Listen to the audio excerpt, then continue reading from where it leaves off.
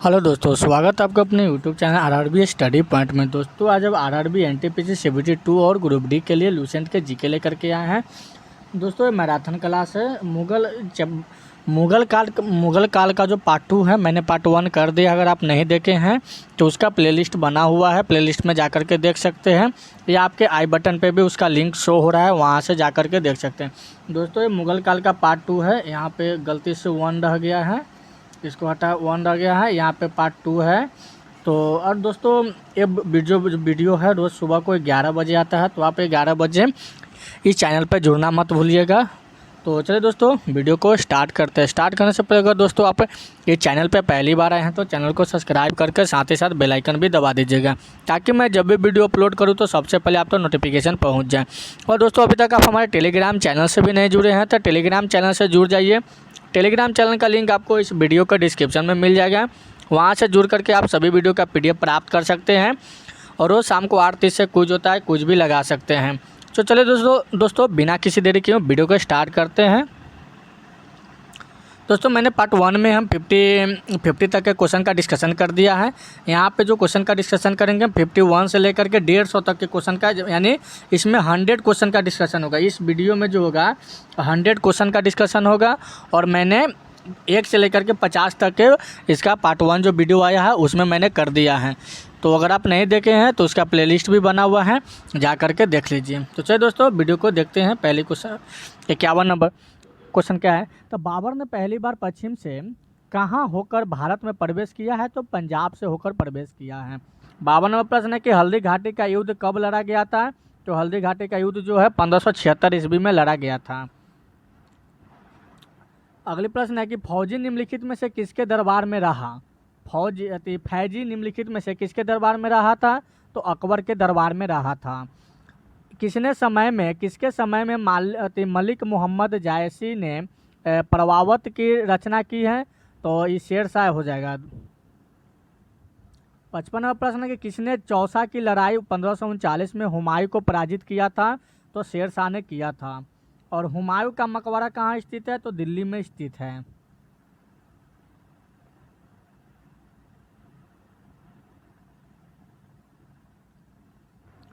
संतावन पर किस मुगल शासक ने 2 बार शासन किया है? तो हुमायूं किया है। भारत में बीबी का मकबरा कहाँ स्थित है? तो बीजापुर में है।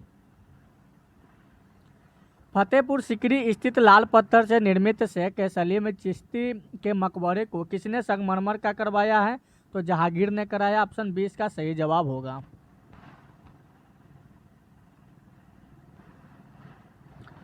अगली प्रश्न है कि किस मुगल शासक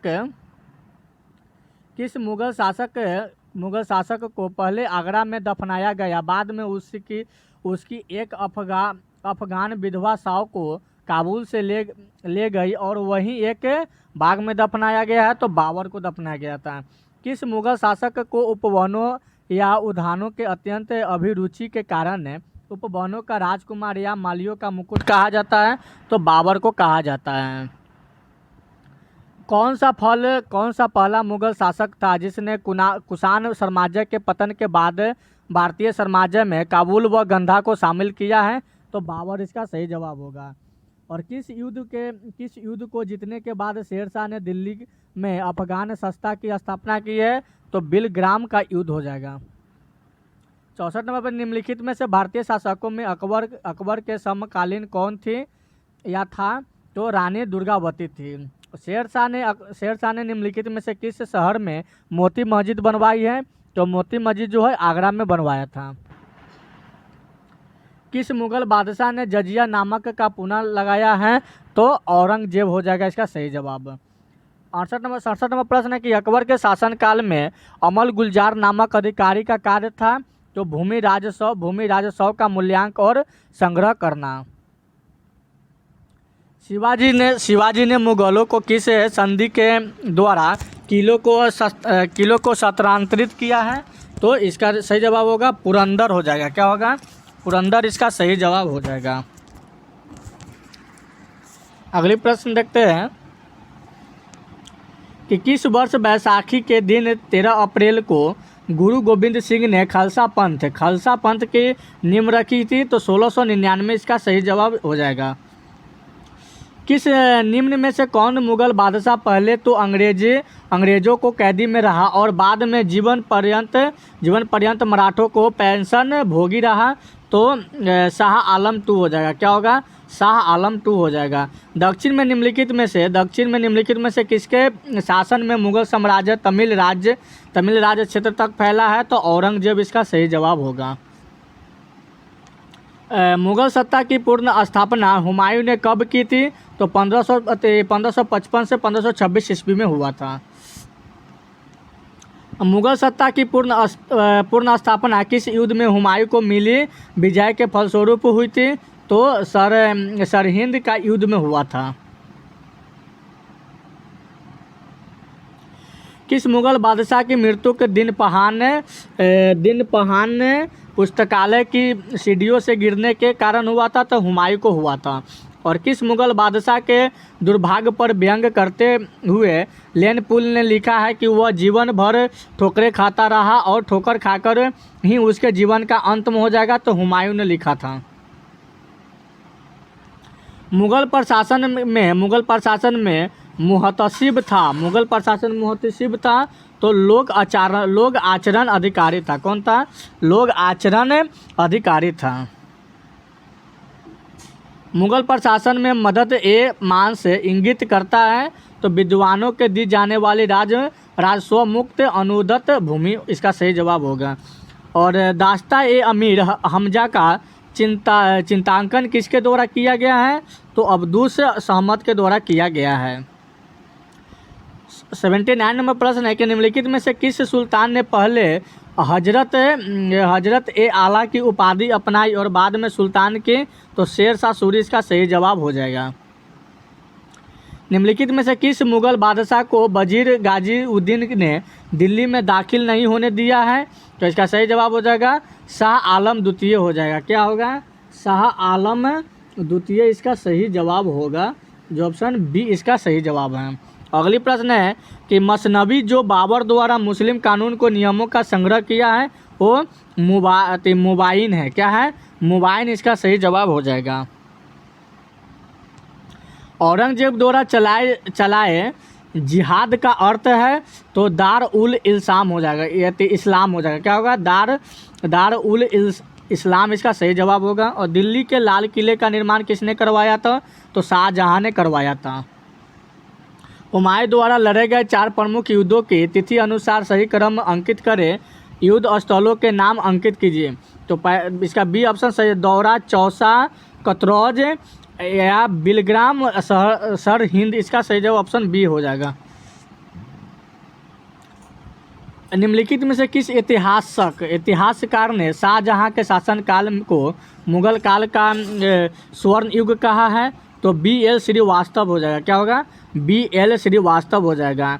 पटना को प्रांतीय राजधानी बनाया है तो शेर शाह ने बनाया है। 87वां प्रश्न है कि मयूर सिंहासन तख्त ए ताउस पर बैठने वाला अंतिम मुगल बादशाह कौन है? तो मोहम्मद शाह रंगीला है। कौन है? मोहम्मद शाह रंगीला इसका सही जवाब होगा। 88वां प्रश्न, पानीपत के युद्ध में बाबर की जीत का मुख्य कारण क्या था? तो उसकी सैन्य कुशलता था। क्या था? उसकी सैन्य कुशलता इसका सही जवाब होगा। और 89वां प्रश्न की जाबती प्रणाली किसकी उपज थी? तो शेर शाह की थी। 90वां प्रश्न कि जावावती का संबंध किससे था? तो जावावती का संबंध राज्य कानून से था। और ईरान के शाह और मुगल शासकों के बीच झगड़ने का जड़ क्या था? तो कंधार था। क्या था? कंधार इसका सही जवाब होगा।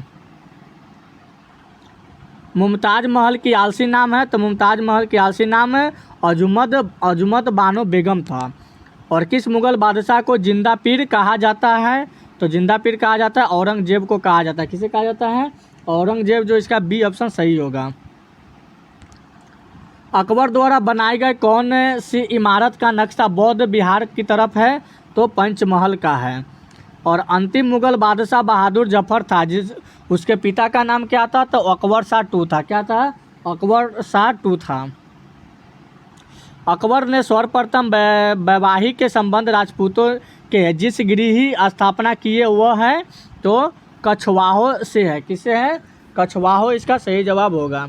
औरंगजेब ने दक्षिण में जिन 2 राज्यों का विभाजित किया था वो राज्य कौन है? तो बीजापुर एवं गोलकुंडा है। क्या है? बीजापुर एवं गोलकुंडा इसका सही जवाब होगा। 98 नंबर प्रश्न है कि निम्नलिखित मुगल बादशाहों में किसने अपनी आत्मकथा फारसी में लिखी है? तो जहांगीर इसका सही जवाब होगा। मुगलों ने नौरोज के त्यौहार लिया था, तो ये पारसियों से लिया था। किसे लिया था? पारसियों से लिया था। कौन सा मकबरा द्वितीय ताजमहल कहलाता है? तो राबी उद तौरानी का मकबरा या बीबी का मकबरा कहलाता है। 101 प्रश्न है कि किस बादशाह के अंतर्गत मुगल सेना में सर्वाधिक हिंदू सेनापति हैं? तो औरंगजेब में है। किस में है? औरंगजेब में। किस इतिहासक ने अकबर द्वारा प्रतिपादित दीन इलाही को एक धर्म कहा था? तो अबुल फजल हो जाएगा। और अनवार ए सुहेली ग्रंथ किसका अनुवाद है? तो पंचतंत्र का है। किसका है? पंचतंत्र का है। अगला प्रश्न है कि जहांगीर के दरबार में पक्षियों का सबसे चित्रकार था? तो मंसूर का था। किसका था? मंसूर का था। और निम्न में से किसने मुगल काल में ऐतिहासिक विवरण लिखा था? तो गुलबदन बेगम ने लिखा था। अकबर द्वारा अपनाई गई सुलह ए कुल सार्वभौमिक शांति तथा भाईचारा की अवधारणा निम्नांकित में से किस पर आधारित है? तो उपयुक्त सभी इसका सही जवाब होगा। उपयुक्त सभी जो है ऑप्शन राजनीतिक उत्तरदाता होगा, धार्मिक सहनशीलता हो जाएगा और उदारवादी सांस्कृतिक दृष्टिकोण इसका सही जवाब भी होगा। 107 नंबर प्रश्न है कि प्रसिद्ध संगीतज्ञ तानसेन का मकबरा है? तो ग्वालियर में है। गुलबदन बेगम की पुत्री थी तो बाबर की थी। गुलबदन बेगम पुत्री किसकी थी? तो बाबर की थी। और मुगल प्रशासन में जिले को किस नाम से जाना जाता था? तो सरकार के नाम से जाना जाता था। और किस सिख गुरु की मृत्यु के लिए औरंगजेब ने जिम्मेदार है? तो गुरु तेग बहादुर जी का। और भारत के मुगल शासक बनने का जरूरुद्दीन मोहम्मद ने डैश नाम रखा था? तो बाबर ने रखा था। और अकबर के काल में महाभारत का फारसी अनुवाद जिसके निर्देशन में हुआ है? तो इसका सही जवाब क्या हो जाएगा? फौजी हो जाएगा। क्या होगा? फौजी हो जाएगा। दिल्ली के प्रसिद्ध जामा मस्जिद का निर्माण किसने किया था? तो शाहजहां ने किया था। निम्न मुसलमान विद्वानों में से हिंदी साहित्य के लिए किसका सबसे महत्वपूर्ण योगदान है? तो अब्दुर रहीम खाना को। किसको? अब्दुर रहीम खाना इसका सही जवाब होगा। निम्न तथ्यों में कौन तथ्य ऐसा है जो अकबर को राष्ट्रीय सम्राट सिद्ध करने में सहायक नहीं है? तो अकबर ने इस्लाम धर्म को त्याग दिया था।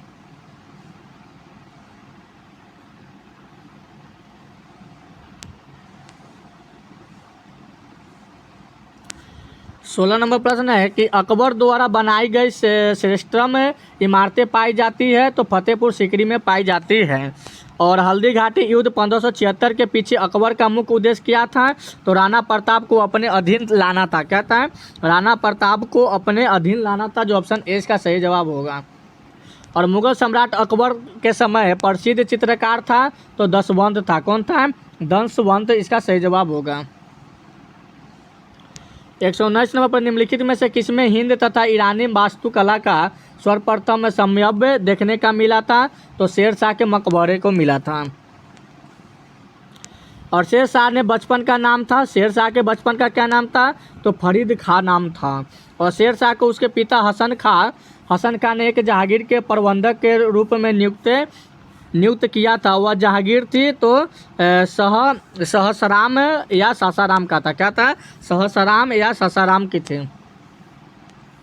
दक्षिण बिहार के उस शासक का नाम क्या था? दक्षिण बिहार के उस शासक का क्या नाम था जिन्हें फरीद खां को शेर खां की उपाधि दी, अपना वकील प्रतिनिधित्व या उप प्रशासक एवं अपने पुत्र का अतालिक या संरक्षण व शिक्षित नियुक्त किया था? तो बहार खां नुहारी जो लोहारी हो जाएगा। क्या होगा? बहार खां नुहानी जो कि लोहानी इसका सही जवाब होगा। दक्षिण बिहार का वास्तविक शासक बनकर शेर खां ने उपाधि धारण किया था? तो हजरत ए आला इसका सही जवाब होगा। और हुमायूं और शेर खां के मध्य लड़े गए युद्धों में कौन युद्ध निर्णायक था, जिसमें विजय के उपरांत शेर खां ने शेर आलम उल आदिल की उपाधि धारण की है? तो चौसा का युद्ध इसका सही जवाब होगा। किस युद्ध को जीतने के बाद शेरशाह ने दिल्ली में द्वितीय अफगान राज्य की स्थापना की है? तो करतौज बिलग्राम का युद्ध होगा। क्या होगा? करतौज बिलग्राम का युद्ध इसका सही जवाब होगा। भारत के इतिहास के संदर्भ में अब्दुल हामिद लाहौरी कौन था? तो शाहजहां के शासन का एक जहांगीरी इतिहासकार था। 127 नंबर प्रश्न है कि कथन ए में है कि शाहजहां आलम II के सम्राट के रूप में प्रारंभिक वर्ष अपनी राजधानी से दूर व्यतीत किए थे। तो कारण आर दिया हुआ इसका कि उत्तर पश्चिम सीमांतन से विदेशी आक्रमण का भय ज्ञात लगाए रहता है। तो इसका सही जवाब होगा कि ए और आर दोनों सही है। ए और आर दोनों सही है, बट आर जो है ए का सही स्पष्टीकरण नहीं है। आर जो है ये ए का स्पष्टीकरण सही नहीं है। धर्ममत का युद्ध अप्रैल 1658 में निम्न में से किनके बीच लड़ा गया था? तो औरंगजेब और दारा सिकोह के बीच लड़ा गया था। कथन ए में दिया हुआ कि खनवा का युद्ध निश्चय का पानीपत के प्रथम युद्ध की अपेक्षा अधिक निर्णय और महत्वपूर्ण था। तो कारण दिया हुआ है कि राजपूत वीर राणा सांगा निश्चय ही इब्राहिम लोदी की अपेक्षा अधिक दुर्जो शत्रु था। तो इसका सही जवाब होगा ए और आर दोनों सही है, तथा आर जो है ए का सही स्पष्टीकरण है।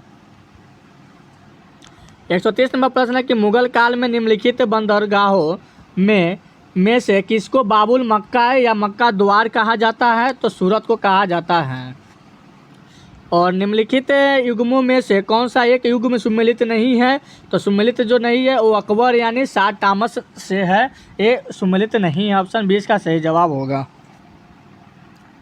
132 नंबर प्रश्न की कथन ए दिया हुआ है कि अकबर के काल में हर 10 घुड़सवार सैनिक के लिए मनसवादारों के 20 घोड़ों का रखाव करना पड़ता था। तो कारण आर में दिया हुआ है कि घोड़ों को यात्रा में आराम देना होता था और युद्ध के समय उनको बदलना आवश्यक होता था। तो ए गलत है परंतु आर सही है।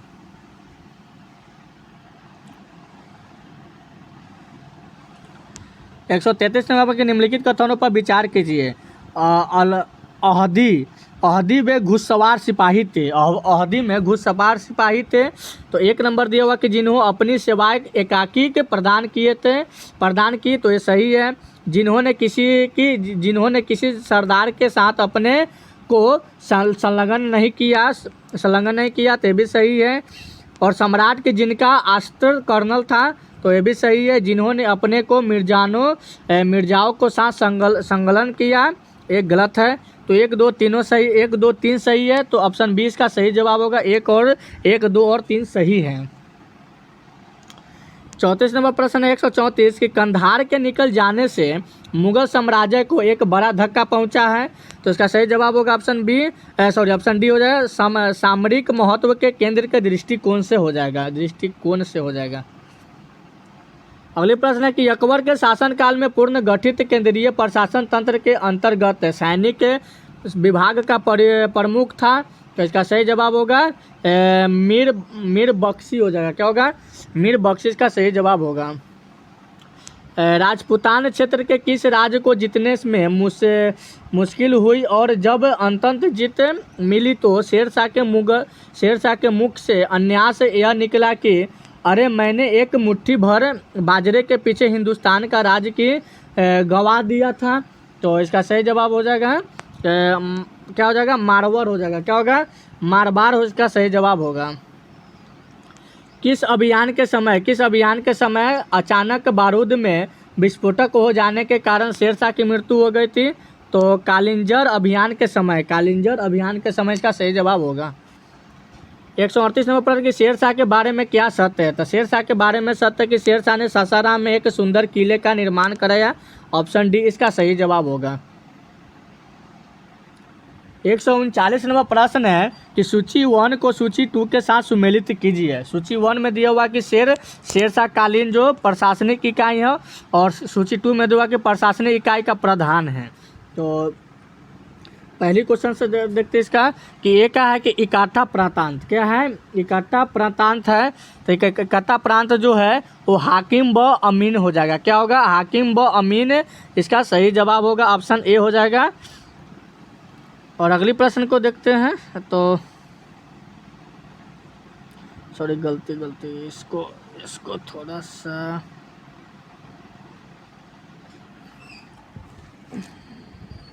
इसको थोड़ा सा ऊपर करते हैं।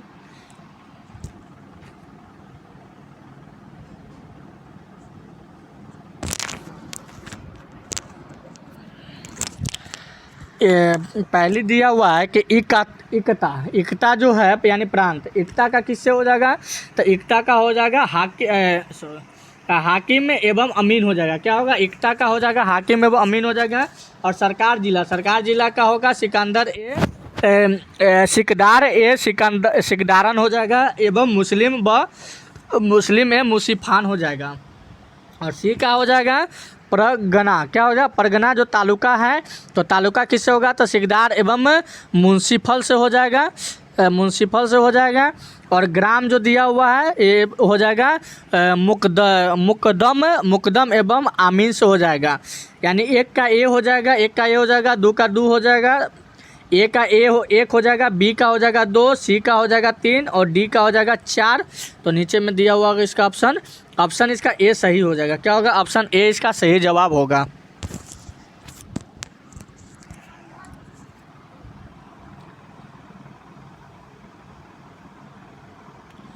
एक 140 नंबर प्रश्न है कि शेरशाह कालीन प्रशासन के फतेहदार था। शेरशाह कालीन प्रशासन में फतेहदार था तो कोषाध्यक्ष था। और शेरशाह कालीन प्रशासन में कानूनगों का काम था। तो कानूनगों का काम जो था तो भूमि संबंधित रिकॉर्डों को रखना था।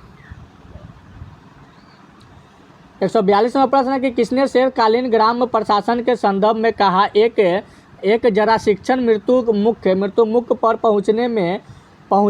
पहुँचने ही वाली वृद्धा अपने सिर में स्वर्ण भूषण से भरा टोकरा रखे यात्रा पर निकल पड़े। तब भी किसी चोर या लुटेरे को हिम्मत नहीं हुई कि वह बुढ़िया के पास फटक भी जाए, क्योंकि उन्हें मालूम है कि इसके लिए शेरशाह कितना बड़ा दंड दे सकता है। तो ये आवास का सरवानी हो जाएगा। क्या होगा, आवास का सरवानी इसका सही जवाब होगा। 43 नंबर प्रश्न है कि शेरशाह द्वारा निर्मित सड़क व सराय अफगान साम्राज्य की धमनियाँ थी। यह किस युक्ति से है, तो आर के कानूनगों से है। किससे है, आर के कानूनगों से। इसका सही जवाब होगा। 144 नंबर प्रश्न है कि शेरशाह के भूराजस्व अवस्था के संदर्भ क्या सही नहीं है, तो ऑप्शन डी इसका सही होगा। भूराज की दर उपज का 1/6 भाग तय किया गया। और 145 नंबर प्रश्न है कि शेरशाह ने असरफी रुपया दाम नामक नए सिक्के चलवाए हुए जिन धातु से बने थे वे धातु थे सोना, चांदी व तांबा से बने हुए थे। दिल्ली का पुराना किला किसके द्वारा बनवाया गया था, तो शेरशाह के द्वारा बनवाया गया था। अमरकोट या उमरकोट के राजा बिरसाला के महल में किस मुगल बादशाह का जन्म हुआ था, तो अकबर का हुआ था। और हमीदा बानो बेगम थी तो अकबर की माता थी। और अकबर के संरक्षण बैरम खां का पतन कब हुआ था, तो 1560 ईस्वी में हुआ था। और 150 नंबर प्रश्न है कि सूर्यवंश के हिंदू प्रधानमंत्री हेमू पहले रेवाड़ी के बाजार में नमक बेचा करता था, मगर वो बहुत प्रतिभा संपन्न था। उसने अपने जीवन में लड़ी गई 24 लड़ाइयों में से 22 लड़ाई जीता था। हेमू ने किस उपलक्ष्य में विक्रमादित्य की उपाधि धारण की है, तो आगरा दिल्ली पर अधिकार करने के उपलक्ष्य से लड़ाई विक्रमादित्य की उपाधि धारण की है। तो चलिए दोस्तों, आज की क्वेश्चन यहीं पे समाप्त होती है। वीडियो अच्छा लगे तो लाइक और शेयर कर दीजिएगा। और लाइक और शेयर कर दीजिएगा। चैनल पर पहली बार आए तो चैनल को सब्सक्राइब कर लीजिएगा। तो चलिए दोस्तों, फिर मिलते हैं अगली वीडियो में।